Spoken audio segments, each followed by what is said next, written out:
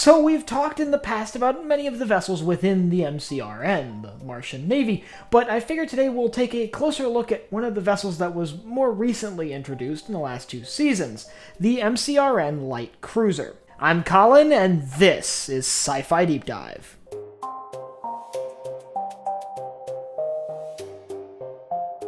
Remember, if you enjoyed this video, to head down below and hit that subscribe button.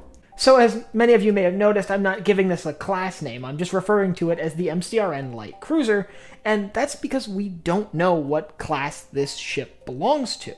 We just know it as an unidentified class of cruisers. It actually wasn't even present in the book series. But that being said, I'll go over some of the specifics about this class and what we know about it and the role it likely filled within the MCRN. This vessel is 89 meters long, which makes it fairly large for a smaller class of warship. It's significantly smaller than something like a Doniger class, but relatively comparable to other light cruisers around the system.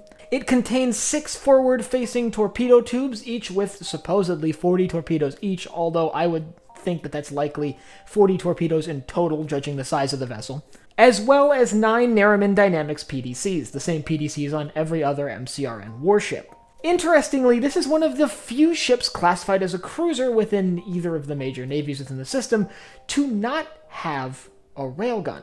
If we look at other ships classified as a cruiser, for example, the Martian Scirocco class, they all have heavy railguns somewhere on their superstructure.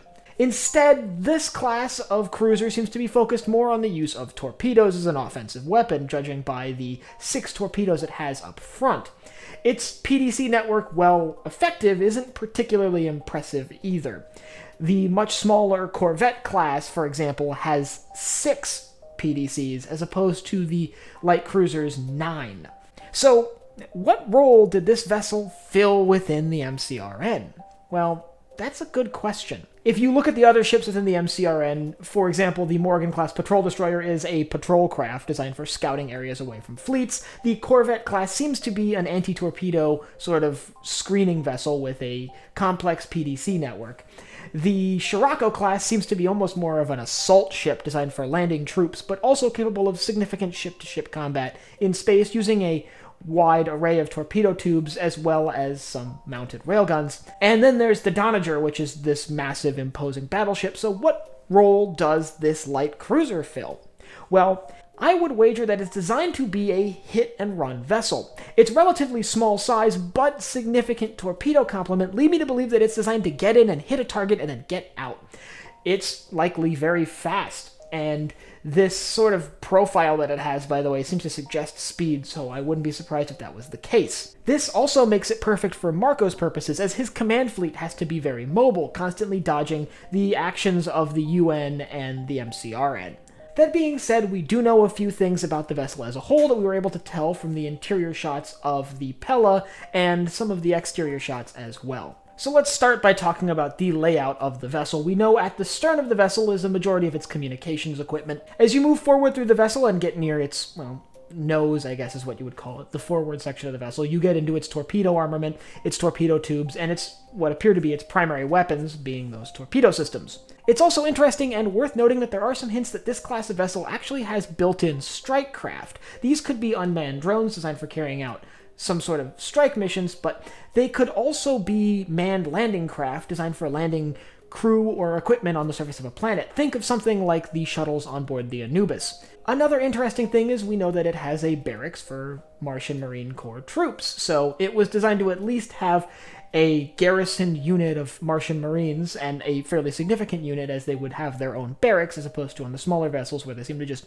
bunk with everyone else. And another thing that I noticed from watching the show is that its Command Information Center, its CIC, its bridge, seems to be closer to those used on UN vessels, being more vertical, where when we see command centers on Martian vessels, they seem to be more sort of horizontally oriented.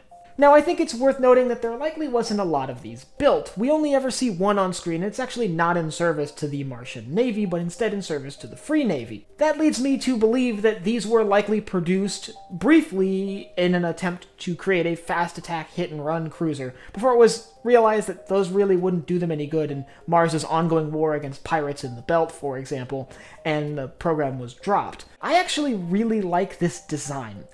It's one of the best looking MCRN vessels added to the show in the last 2 or 3 seasons, and I really kind of happy to see that they sort of shifted what the Pella was, which was, in the books, another Corvette-class frigate, to something a little bit more interesting looking, to give us another ship design to see on screen and admire. But it does still fit into the larger role of the MCRN, and if you'd like to learn about some of the other warships within the Martian Navy, I'll leave a link up here to my video on that. And I'd like you to let me know down in the comments what you think the Martians built this class of ship for. Do you think it was a sort of a cruiser raider, like what the Germans built during World War I and World War II, or do you think it served a different purpose within the Martian Navy that I'm not thinking of?